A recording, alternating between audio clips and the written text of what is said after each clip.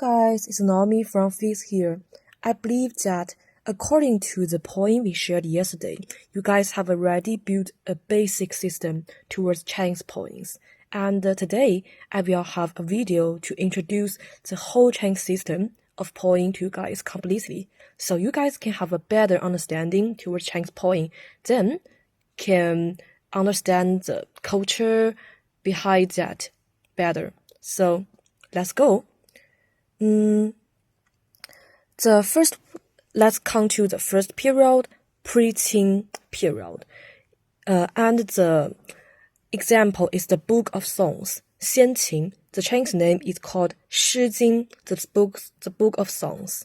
And the time is pre-Qing dynasty, so more than 3,000 years ago, there are three core features. First, the oldest poetry connection in China. Second, mostly 4 characters per sentence.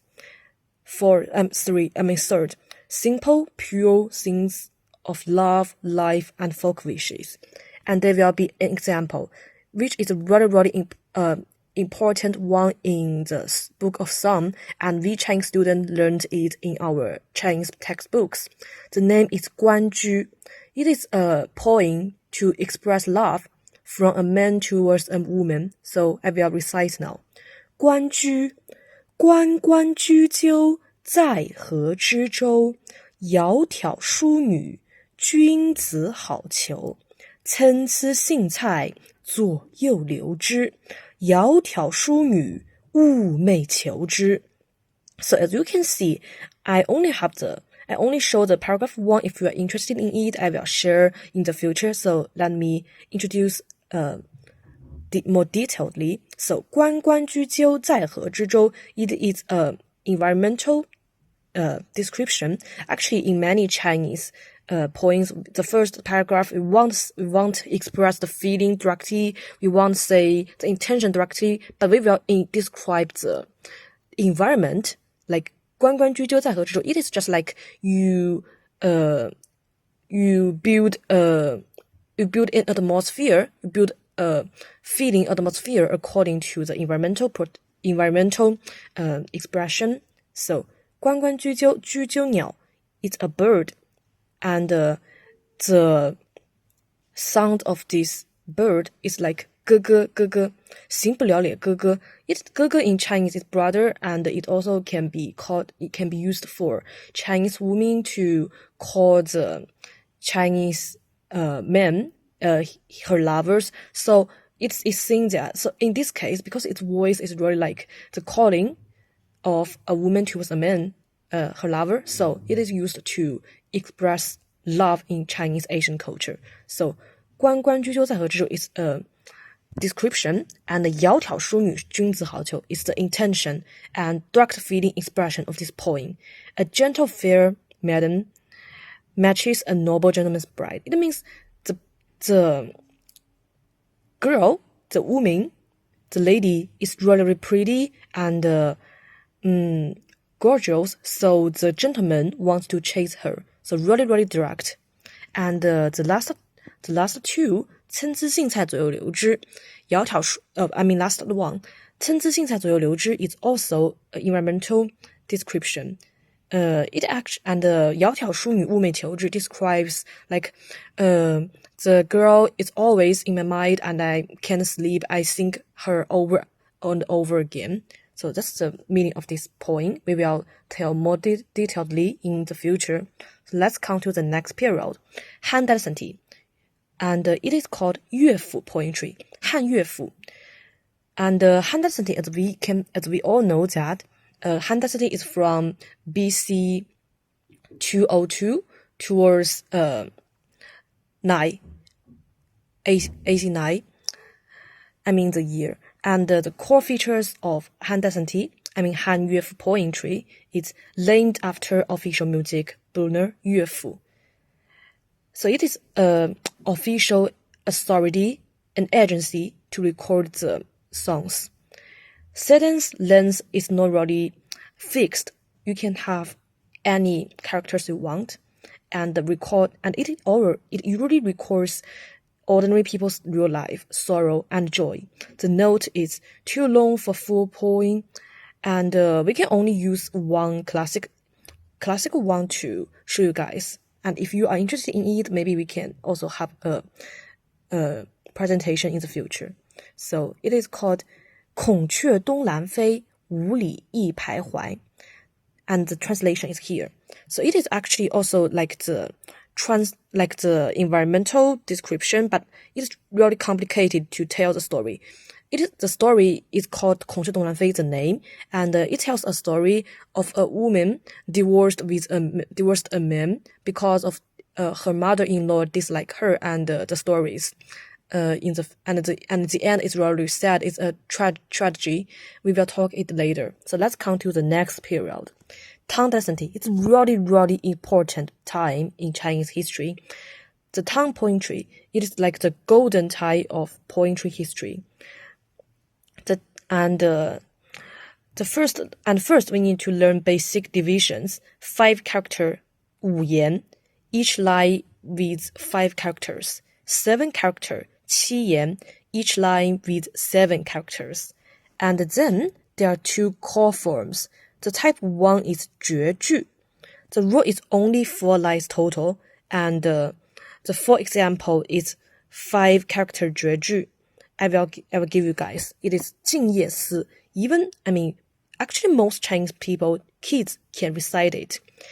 静夜思，李白。床前明月光，疑是地上霜。举头望明月，低头思故乡. So the point is really easy. For the first 2, like bright moonlight spells before my bed, it looks like frost upon the ground spread. It is the environmental description like what we said. And the last 2 is a feeling expression.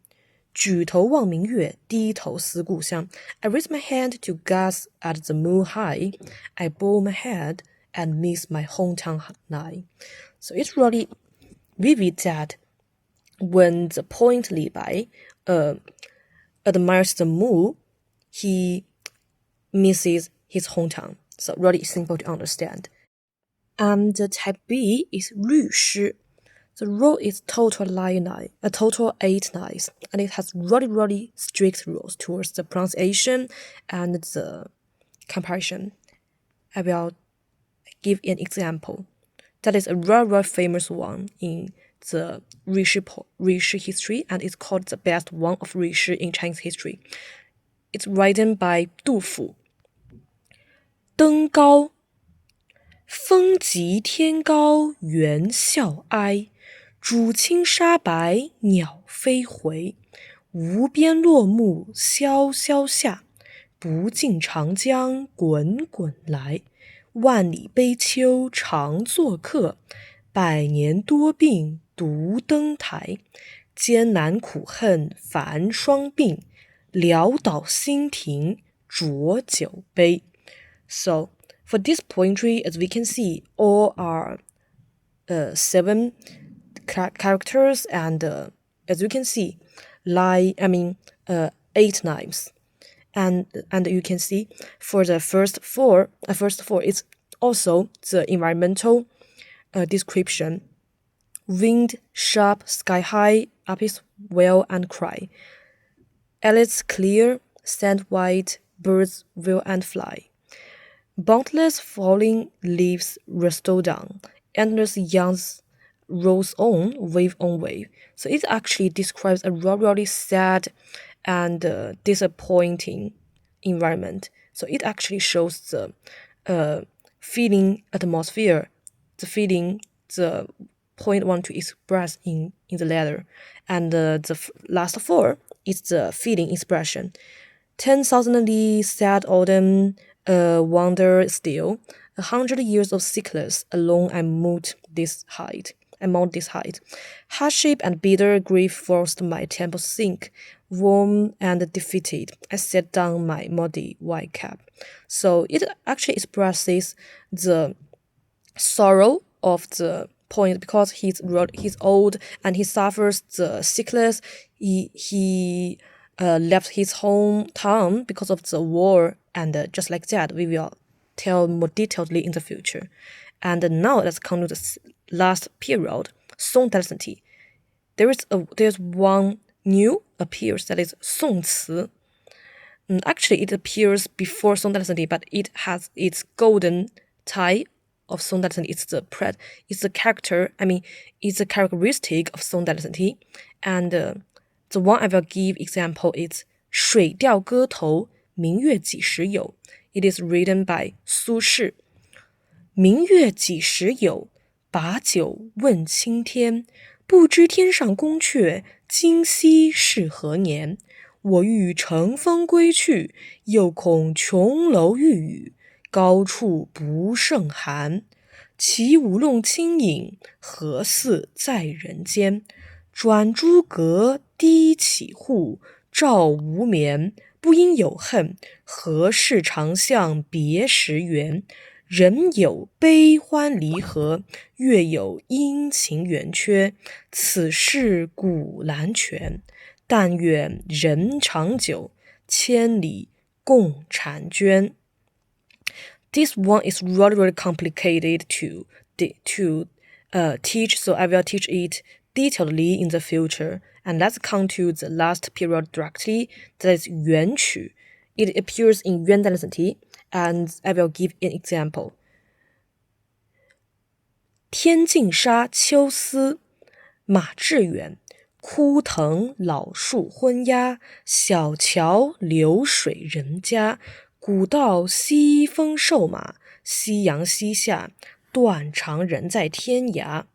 So it is the example, and it is a poem from a theater in that time, and theater is really popular in Yuan Dynasty.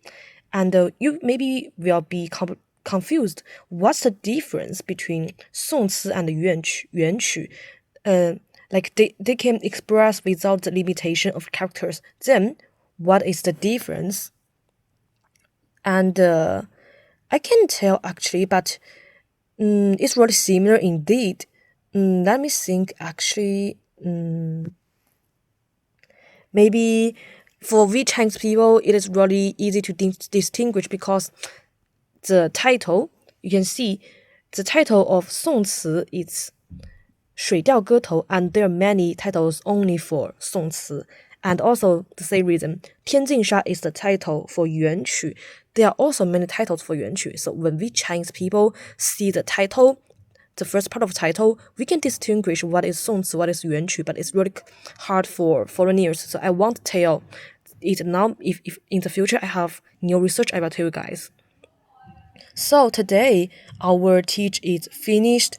Chinese poetry carries thousands of years of Chinese culture and traditional virtues, perseverance and patriotism, nostalgia, love for nature, and so on. Hope you can feel the unique charm of Chinese poetry from these classic works. If you like this content, follow me for more Chinese poetry sharing. And see you next time. Bye bye.